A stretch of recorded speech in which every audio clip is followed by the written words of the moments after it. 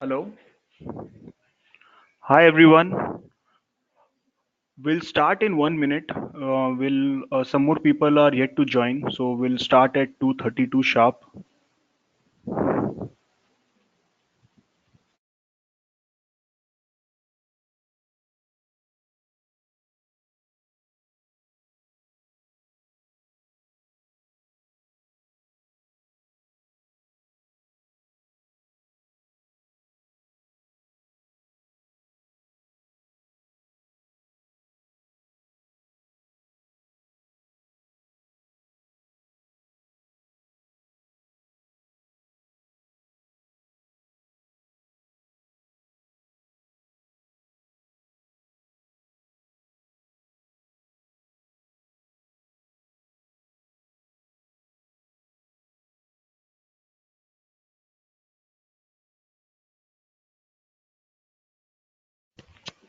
Hello everyone.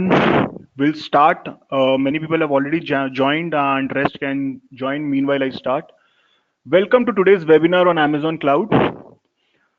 To introduce myself, I am Ajay. I take care of marketing for Shine Learning.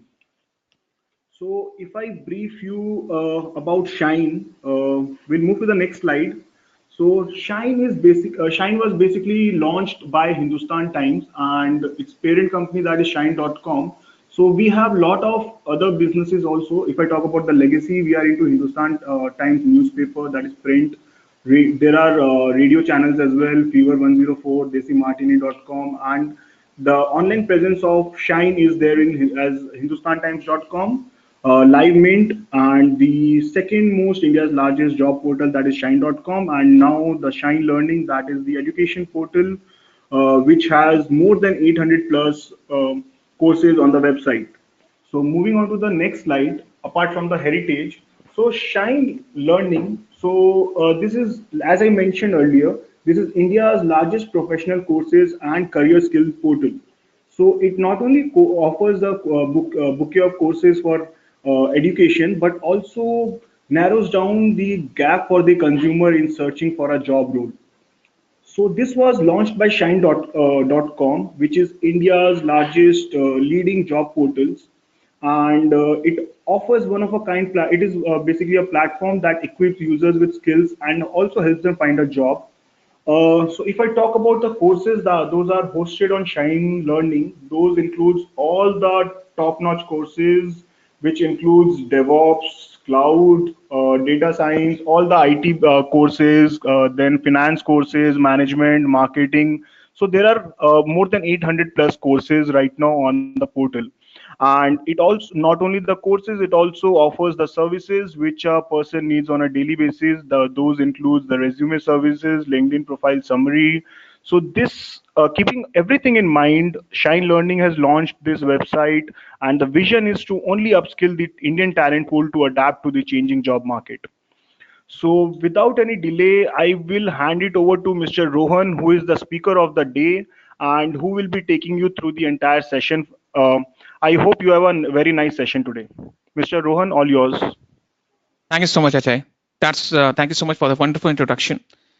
So, guys, welcome to this session on the Amazon web services. My name is Ron Arora, and I'm instructor in this domain. First of all, let's start with my introduction. I teach AWS courses and DevOps courses from past 7 years now, and I take the online classes and the classroom trainings from the past few years. And basically, I'm coming from the architecture background where I work as a consultant and I help the companies and the businesses to move their infrastructure to the cloud. Now, the purpose of this session is that we brief you about the Amazon Web Services, which is a very big, or I would say it's a giant cloud computing platform, which is a subsidiary company of Amazon.com, which we all know it's an e-commerce platform. So I'll just brief you about this platform, what exactly it's all about, what are its benefits. We'll have a small demonstration. Also, we will discuss some of the basic concepts on the cloud computing. Fine. Now, before I can get started with the concepts and the slides, if you have any questions in between, you can make use of the questions pane or the chat window. So there's a question window or the chat window. You can make use of any one of these two different options to put your questions or the queries. Also, there will be a separate Q&A session at the end of this session. If you have any questions, you can also put your questions or the queries at the end of this class, right? So please feel free to put your questions and the queries, because that's the main purpose, that any doubts you have, any questions you have, please do ask. Don't hesitate to ask questions, right? And in the middle of the session, if you think that there's some audio issues or the video issues, then just let me know. Fine. So let's get started. So this is the agenda of today's session. We discussed what is cloud computing, what are the service models of it, the deployment models, what is AWS or Amazon Web Services, how AWS operates, what are the different deployment models of AWS, how the resources in the Amazon cloud interact, and then we discuss the use cases. So that's the agenda for today's session. So what is cloud computing? Now, cloud computing is a very common term that we listened to. We read a lot about this this terminology. So it is the use of remote servers on the internet to store, manage, and process data rather than a local server or your personal computer. So this thing nowadays has become the integral part of our daily lives, because if you use any app, whether it is Ola Cabs, Uber, Zomato, Swiggy, you use Facebook, Instagram, Twitter, most of these applications and services are deployed on the cloud. The reason being, these services, these applications are the ones that are running on a separate data center or the hardware that you don't own. For example, today you use Dropbox or Google Drive to store your contents, to store your documents. Now, those documents are stored on a server, on a storage server that you don't own or you don't possess. So you use Dropbox, you use Google Drive to just put your data into that. You store your data, you retrieve the data. It is just that you need access to the internet. Once you get access to the internet, you can easily retrieve your documents from anywhere on the web. So the essence of the cloud computing is that any storage, networking, compute service that you're using, it's not there in the local premises.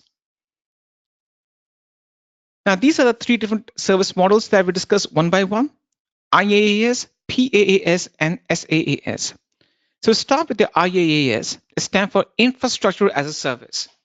The main purpose of this service is that it gives you the virtualized computing resources over the internet, and you don't have to take care of the underlying physical machine. It helps you to leverage or deploy the infrastructure resources, for example, networking resources, compute, servers. So anything that gives you compute, RAM, or storage, it's a part of the infrastructure. So basically, you can leverage the compute resources, the virtual servers, the storage servers through this IaaS. Then we have PaaS, that stands for Platform as a Service. This means that there's no control over the underlying architecture, including operating systems, storage, and servers.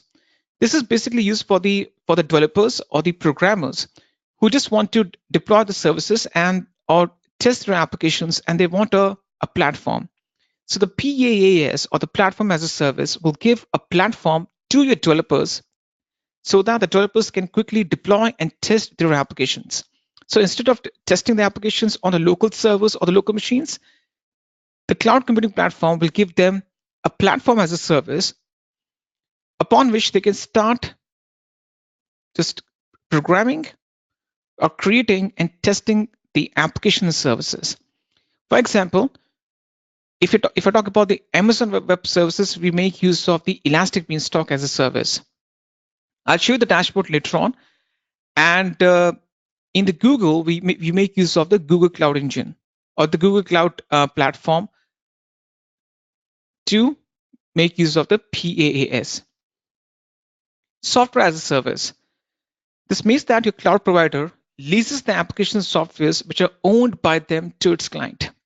To simplify this thing, software as a service means that you get a software as a service. The end product is being developed for you. For example, today you sign up for Gmail.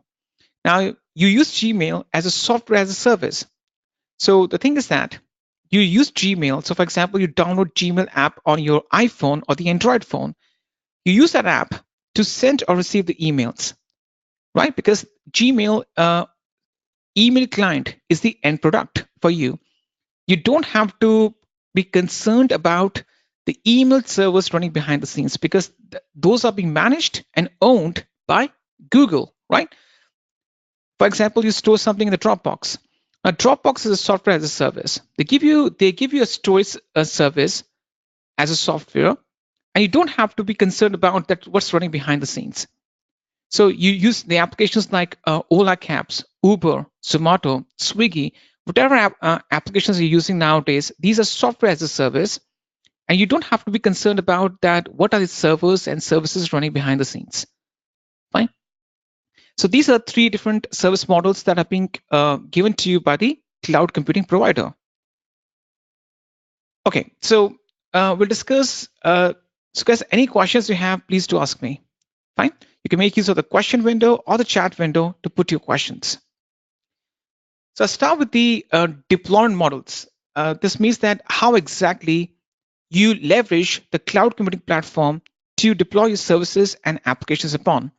The first one is the public cloud. A public cloud means that it is for the public users, anyone, any company, any individual can easily come and start using this cloud platform. So in case of the public cloud, a service provider will make the resources such as the applications and storage, which are available to the general public over the internet. So anyone, any company, any user can come in and start using the public cloud. For example, AWS, Google Cloud Platform, Microsoft Azure. These are all the public cloud platforms. Now it's an easy and inexpensive setup. The reason being the hardware, application, and the bandwidth cost are being covered by the provider. So there's no wastage of resources because you pay only for what you consume. See, this term you'll be seeing in any of the cloud provider documents. Pay for what you use or pay as you go. This means that depending upon the usage and the consumption, you pay. If you stop consuming the services, you don't have to pay for that. Fine. So that's a main purpose of using the public cloud. So Amazon Web Services or AWS, Microsoft Azure, or Google Cloud Platform, all these are the public cloud platforms. Any user, any organization is welcomed to come in and start deploying the compute, storage, networking, and other type of services. Then we have the private cloud. Private cloud means that it's being a portion of it or the entire portion of the data center is being used and managed by a single company or the organization. It offers the hosted services to a limited number of people behind a firewall, so it minimizes the security concerns. The private cloud will just give the companies direct control over their data. So for example, you have a branch office and a remote data center. Okay, let me just do one thing. If I can just discuss one example with you. So hang on one second over here. So the thing is that let's imagine that this is your branch office. This is your This is your branch office or your corporate office, and you just set up a remote data center. This is your remote data center that you deploy in the same state or same country. So this is a remote data center where all your hardware servers are being stacked up. So basically, your in-house applications are running are being hosted through this remote data center. Now you connect using a leased line, or maybe you have the users over here, the internal employees accessing your services using, for example, the internet or VPN, or you have set up an MPLS network or a dedicated network between the branch office and the remote data center. So this concept is called private cloud because this entire data center is owned by a single organization. For example, this data center or this entire setup is owned by a single company, for example, Accenture, right? So the internal employees, they have the privilege to access the services and the resources deployed in the remote data center that's being owned and managed by the company they're working for. That's Accenture. So that's the purpose of using the private cloud. The entire data center or a portion of data center is being owned and managed by an organization, right? So what's the benefit you get out of it? See, anything that's private in nature, this means that you get a complete control upon it. You also that facilitates more security, because the thing is that if you own the entire infrastructure, you can customize as per your own needs. It tends to be more secure. Now there's a lot of contradiction that nowadays people say that public cloud is also secure, but this discussion is endless. But of course, if you have something private in nature which you own and manage, you have the confidence enough to secure the infrastructure as per your own needs or the requirements. So this is the concept of the private cloud. Fine. Okay. Let's go back to the slide and understand the other type of cloud infrastructure. The third one is the cocktail of the public and the private cloud. That's called the hybrid cloud. It means that you mix both the public and the private cloud platform so that you can use or you can leverage the best of both worlds. So it's a mix and match of both the public and the private clouds. So a cloud computing environment which uses a mix of on-premises, private cloud, and third-party public cloud services. You make use of the public and the private cloud both at the same time. Now, I just try to sketch an example for you to understand that how exactly the hybrid cloud works for us. So let's imagine that this is your branch office, and this is your remote data center, or this is your private data center. So anything that's private in nature will come under the private cloud. So this is my private cloud. So this is my remote data center. This is my over here. This is my remote DC or the remote data center where I have all the servers and hardware up and running. Fine. And I connect, or I have a direct connection that's going from the branch office to this data center. This becomes my private cloud, as we have discussed in the previous example. Now, let's imagine one thing. Let's assume that you are running the in-house applications in this remote data center. So this remote data center is supporting your in-house applications. For example, Exchange servers, your Active Directory, any in-house corporate applications are being supported or hosted through this private cloud. On the other hand, you make use of any public cloud, for example, the Amazon Web Services, and you have a connectivity from the branch office to the AWS and between the data center to AWS. So what's AWS over here? It's a public cloud. Now, the amalgamation of this private cloud and the public cloud is called hybrid. It's called hybrid cloud. So if you combine both the public and the private clouds on the same infrastructure level, it's called a hybrid cloud. Now, what's the benefit? The benefit is that you can host your in-house applications in the private cloud. On the other hand, the public websites can be deployed in the Amazon Web Services. Fine. So this is the essence of the hybrid cloud. Now, in most of the deployments, you will see this kind of hybrid cloud infrastructure. Fine. So this is the most common deployment model that you will see in any of the environments. I think 80% of the existing infrastructures, they're still using the hybrid cloud because you have the privilege to use both the public and the private clouds both at the same time. You get the benefits of both. Fine. Yes, any questions you have, just feel free to ask me right now. If you have any questions, please ask the questions.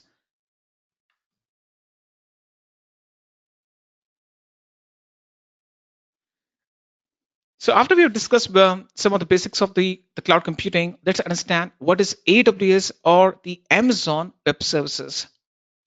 Now, the AWS is a secure cloud services platform which offers you compute power, database storage, content delivery, and other functionality to help the businesses scale and grow. So AWS was launched it came into existence in year 2006. Right? It's a subsidiary company of Amazon.com, which is owned by Jeff Bezos. And so Amazon.com is an e-commerce platform, but AWS is a cloud computing platform. That's the difference. And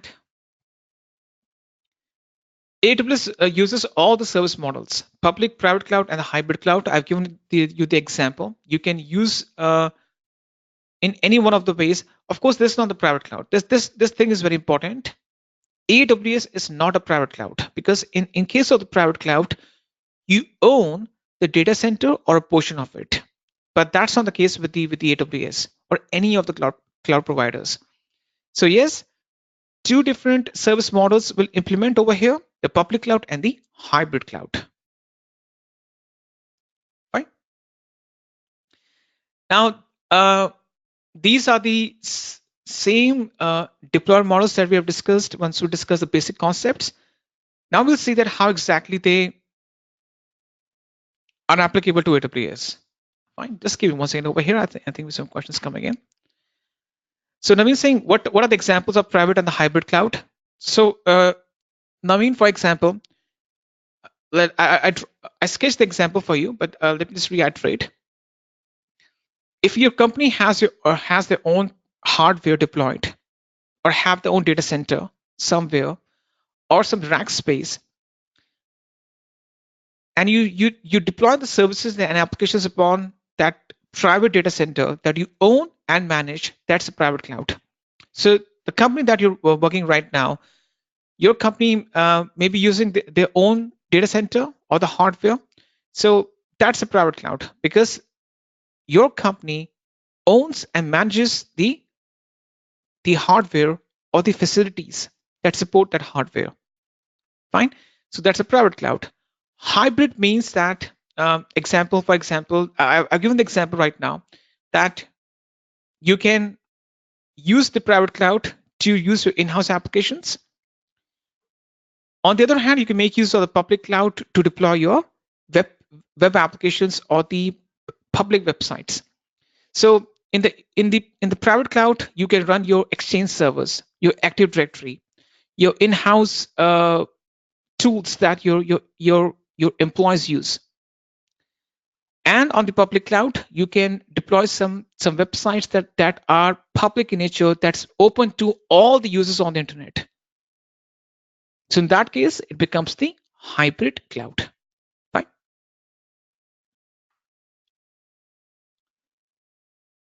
Okay. So let's understand. Just give me 1 second over here.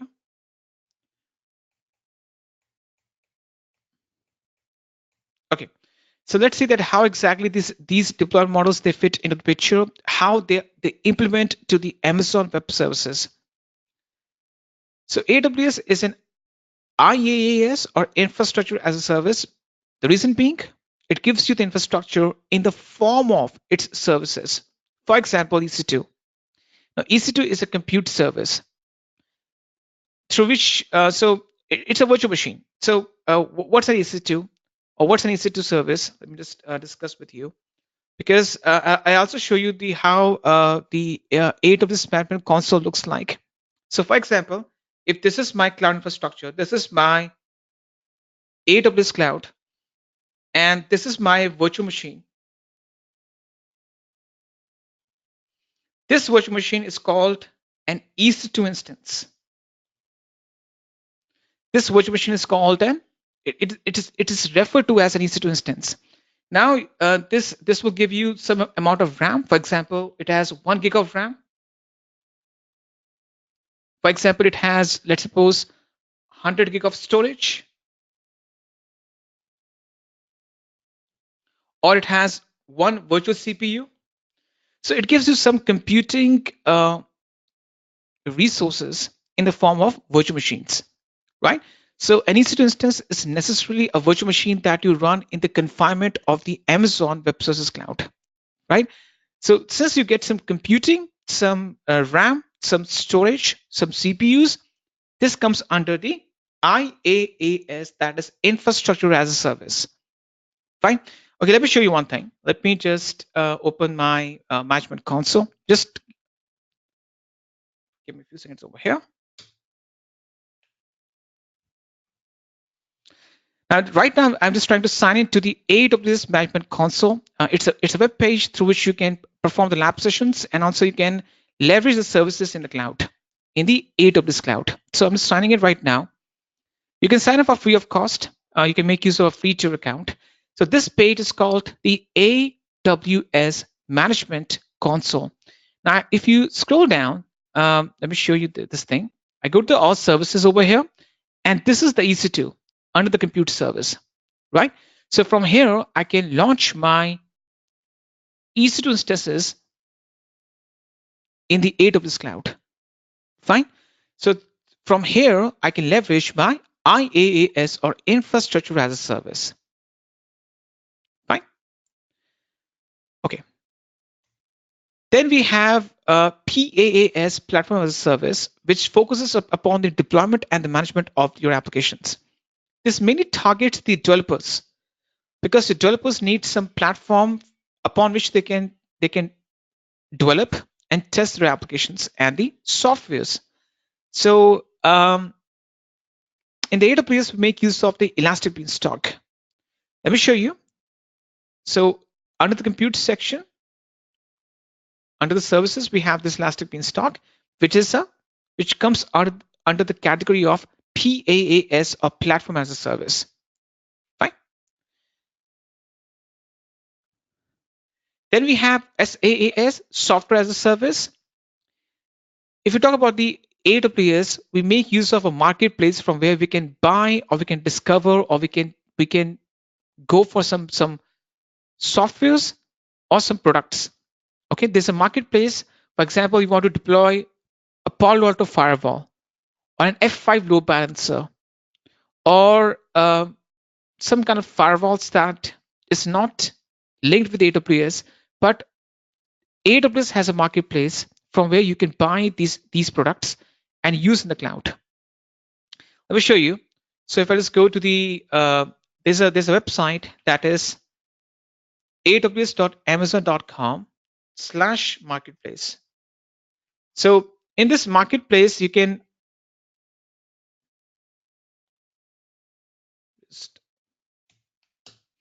I just copy and paste this link for you so that you can also explore that at your end. So I just copied and pasted on the chat window for you. So if you explore this marketplace, you can see that AWS will give you some software as a service. For example, if I just go to security category, let me just go that over there. I can buy, for example, Palo Alto firewall, the next generation firewall from Palo Alto and deploy that firewall into the AWS cloud, right? I can use OpenVPN. So you can see that these are different services, and not just services, but these are the software as a services. For example, I want to go with the, let's suppose, storage. So I can use the storage services, the third-party storage services with AWS. For example, I can go with this Cloud Endure, right? NetApp.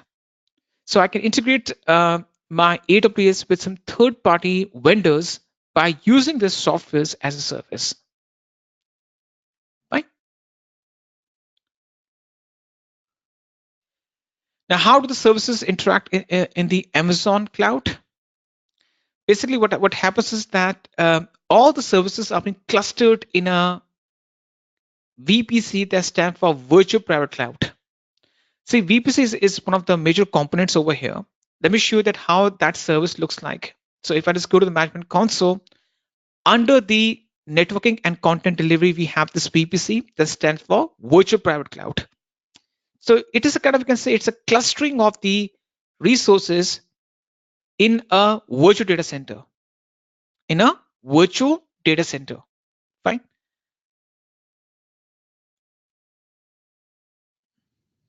So let me see exactly. Let me show that how it works for us.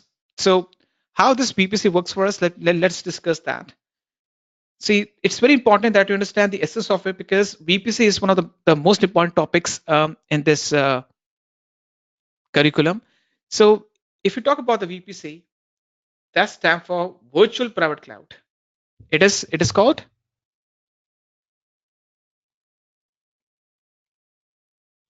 Virtual Private Cloud. So this is a kind of, you can say, it is a virtual data center.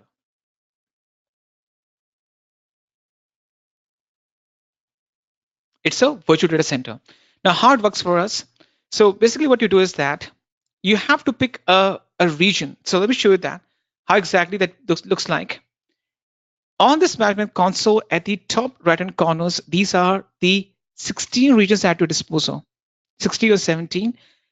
These are the geographical areas where the Amazon Web Services, they claim to have their data centers. For example, they have 2 data centers in Mumbai.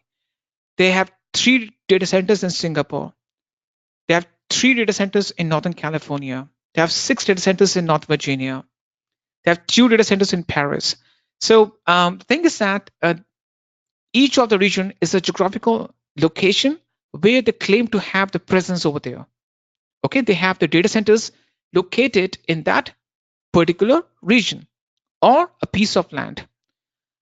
Now, what happens is that if you talk about the VPC or the virtual private cloud, so it works in such a way that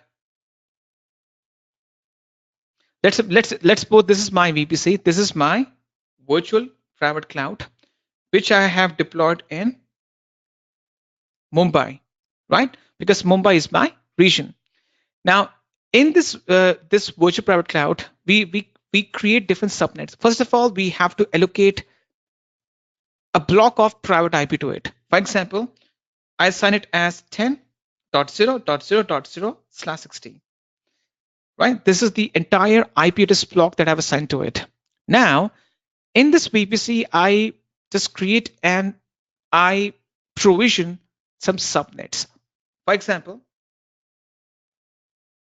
this is my now this is a block of private IPs. This is my subnet A, right? And this is my subnet B. Fine. Now, what's a subnet? It's a block of private IPs. It's a block of private IPs. Fine. Now, each of the subnets will be assigned to one data center. For example, this is assigned to data center 1A. This is assigned to a data center 1B. Usually, in terms of AWS, these data centers are called the availability zones. Now, the thing is that inside the subnets, we deploy the instances and the databases. For example, we take it as a public subnet. This is my public subnet. I deploy my front-end web servers. And I take another as private subnet where I deploy my databases. Fine. And that's how you cluster your items or your resources in the VPC or the virtual private cloud. So you keep your front-end web service in the public subnet, and you keep your databases in the private subnet. So that's how you cluster your resources in the VPC, which is nothing but it's a virtual data center. It's a virtual data center. So guys, is this concept clear? Any questions, any doubts you have?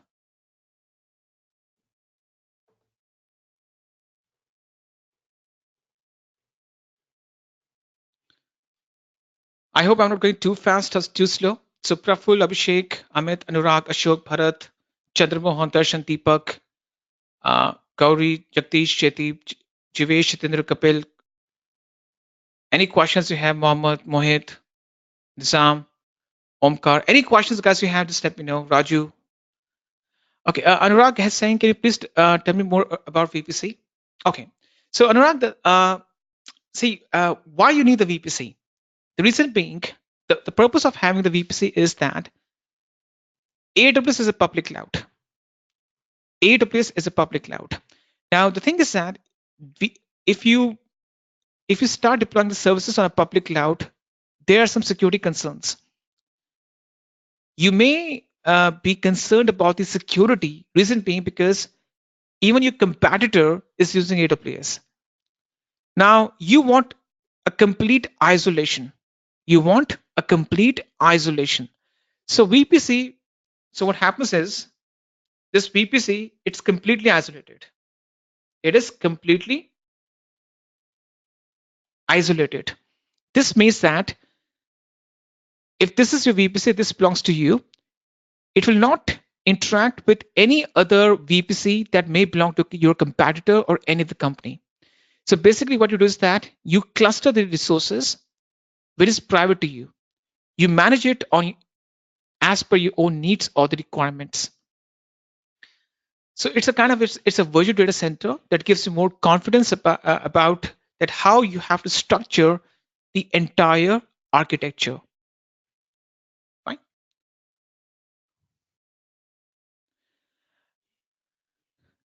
Jaideep saying for public cloud platform. Okay, so Anurag, VPC is a very extensive topic. So I think if I start explaining the VPC, it's of almost 4 to 5 hours.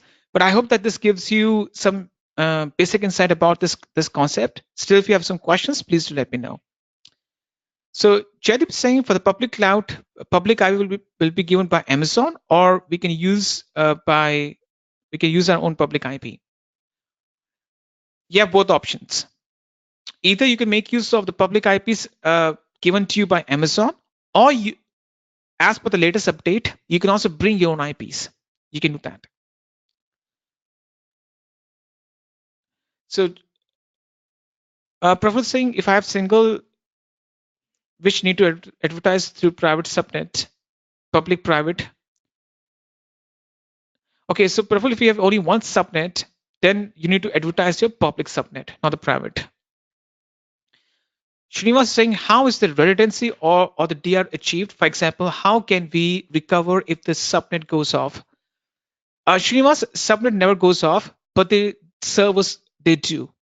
Servers can go down. Now, luckily, Amazon Web Services or AWS they tend to give us a lot of services. For example, the first service I'm talking about is the Elastic Load Balancer. Just write it down. First one is the ELB, that stands for Elastic Load Balancing. Second one is the auto scanning. Right? These services we use for the web servers. Fine. These make the services more redundant in nature, so that if your front-end web servers they go down, you can easily recover those servers or have the duplicate web servers launched automatically. Okay. And regarding the databases, DBs or databases, we make use of a concept called multi-easy.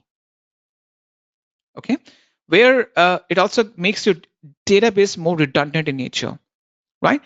So of course, if you deploy the servers, they can go down anytime. So AWS will give you some tools and services that you can implement so that if something goes wrong, then automatically you can switch over to a standby database or a standby server, or you can have, for example, auto scaling, deploy some duplicate servers for you. So, but the thing is that they are there by default. You have to configure them. Okay. Raju Singh, what are the job roles available after finishing this training? So, Raju, the job roles, for example, you can apply as a solutions architect or as a system administrator. Jaideep Singh, in private cloud, can I configure my internal IP address range? Yes. Naveen is saying, can we call the VPC as hybrid cloud as it uses AWS and get isolated with others?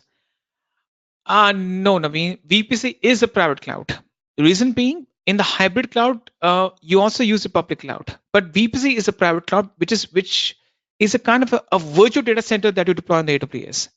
So it's not a hybrid one; it is a private cloud only. Because in case of hybrid cloud, you also have your own hardware.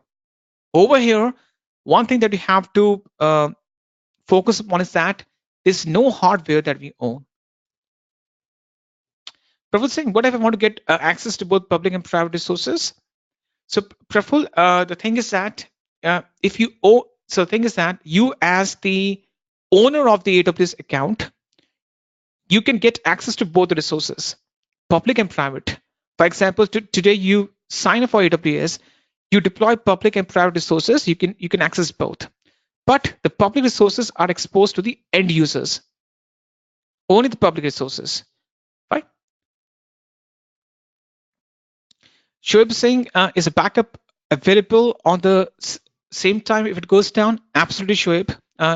So the thing is that in AWS, the effective backup strategy that we use is called snapshots. It's called EBS snapshots. It's called snapshots. Now, the purpose of the snapshot is that it can create automated backups. It can easily create.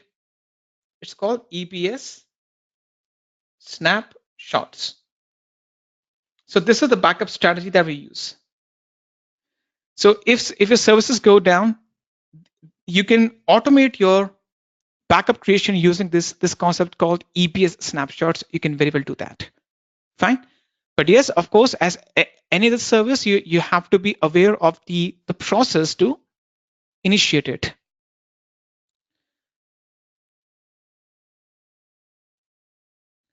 Darshan Singh, is there any chance of data leak from VPC? Darshan, there can be some chances, but the thing is that you have to configure some firewalls. See, the thing is that any infrastructure that you deploy, it is prone to leakage, attacks, hacking. But the thing is that AWS specifically will give you set up some firewalls. For example, so the thing is that you deploy, you start, you deploy two virtual firewalls. Two virtual firewalls. One is the security group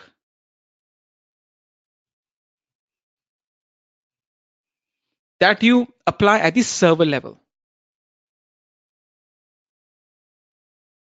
Okay, so through this firewall, you can restrict that. You can restrict the incoming and the outgoing traffic. You open only the ports and the IPs that should access your resources. The second thing that you make use of, that you deploy, is the network access control list. It's called NACL, network access control list, that you apply at the subnet level.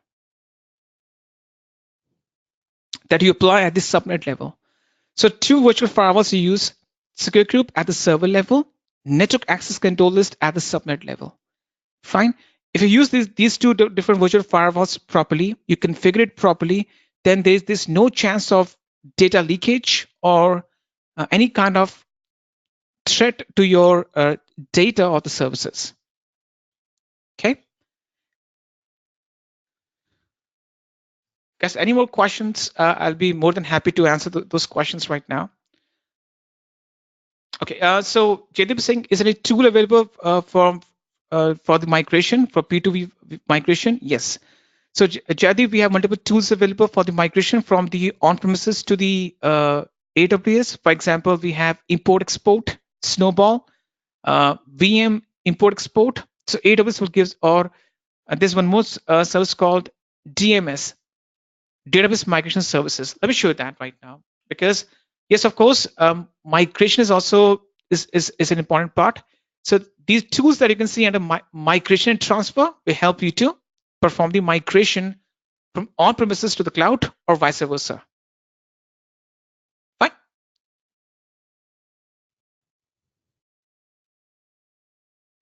Shoaib is saying, so does it start automatically or do we have to do it manually then? So Shoaib, for the databases, it's automatic. For the web servers, you have to configure the snapshot to be created automatically. Okay, Praful is saying, what's the responsibility role as an AWS architect?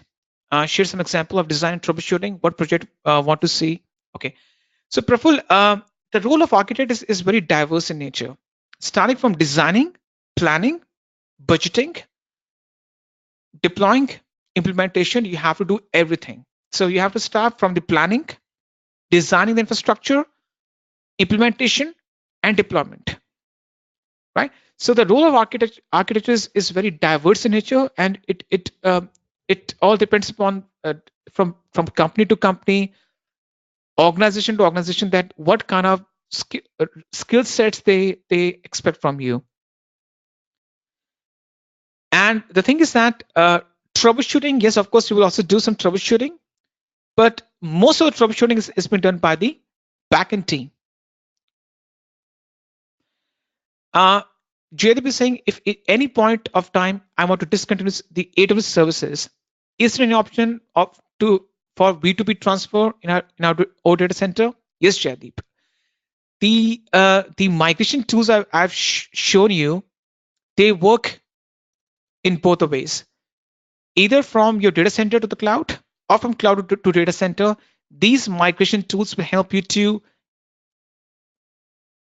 retrieve the data and the services back to your data center. You can do that. Prachi is saying, can you elaborate on the topic private cloud versus virtual firewall? Normally, for security reasons, customers go for private. So, and virtual firewall is public cloud using VPC. So, Prachi, the thing is that private cloud is also secure, and even the public cloud. See, the customers can go for the private cloud, but the thing is that the private cloud is, I'm talking about the private data center. Setting up the data centers means that you have to spend tens of thousands or even millions of dollars, right? So I'm not sure, guys, if you have been involved in setting up the data centers, or you have got the privilege to set up the servers over there. A data center, it consists of racks of servers, right? And show you over here. So if I talk about the data center, this means that you have to, first of all, you have to buy a facility, right? You have to buy a big space. You have to buy the hardware, rack space. You have to take care about the cooling, power, backups. You have to come into contract with the service providers. So if you go to the private cloud, I'm talking about the private data centers. There's a huge investment that goes into the private data centers. Unfortunately, not all the companies can afford to have that. Nowadays, you can see that Ola cabs, Uber, Zomato, Swiggy, every day you will see that a new company comes up. How? Because they use the public cloud. Because a startup company, not all the startup companies can afford to have the data centers. Fine. So the companies can go for the private cloud because that may ensure more security, but it comes with a huge cost. And the problem is that not Every company can afford to have that. Now, nowadays, the public cloud has become so robust and sophisticated that it gives you this, it guarantees you the same security. Amazon Web Services, Google, Microsoft, these are big giants, right? They ensure and guarantee the security of your resources and the data because they have all the security on place. They deploy the firewalls on the network. They ensure that no two resources can interact without your permissions. So that's the main thing. Ali is saying in that case, the data loss can be possible. Ali, the data loss is not possible. The reason being because you can make use of some mechanisms to prevent the data loss. Professor Singh, interview, they ask about some design architecture. Yes, they do. Ali is saying, if I face any problem, how to get your support? So Ali, the thing is that as an instructor uh, uh, or as a team from Shine Learning, you get the lifetime access to the LMS and the instructor team.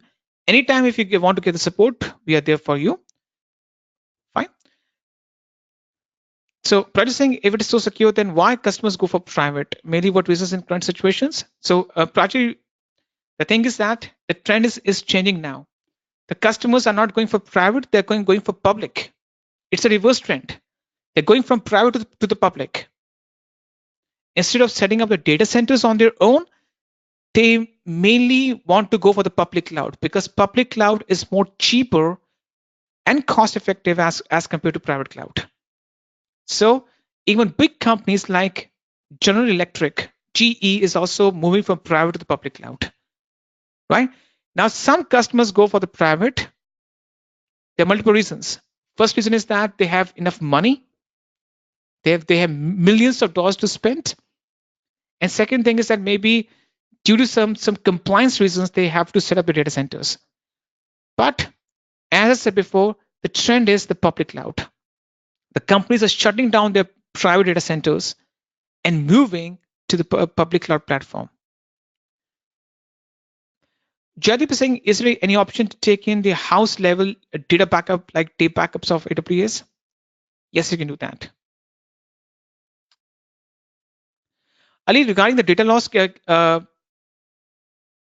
okay, so the thing is that you can prevent a data loss, Ali. The thing is that you can make use of snapshots, which are incremental backups, and it will prevent your data loss. Anurag is saying, talking about the security, how we believe that Amazon not watching our company's data or code.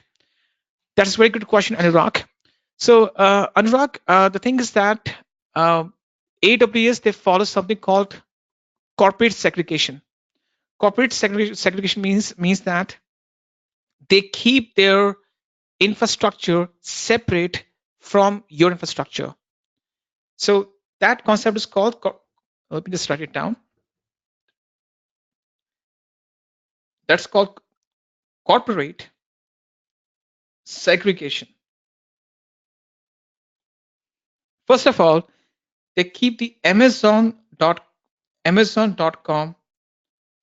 platform, which is running on AWS, separate from the AWS platform, which is used by the customers. Okay, so they don't have direct access to the customers' resources, right? Second thing, let's suppose that this is a, okay, let me just take an example for you. So let's imagine that this is the AWS cloud. Let's write it down. This is your AWS cloud, and this is the virtual machine, which is my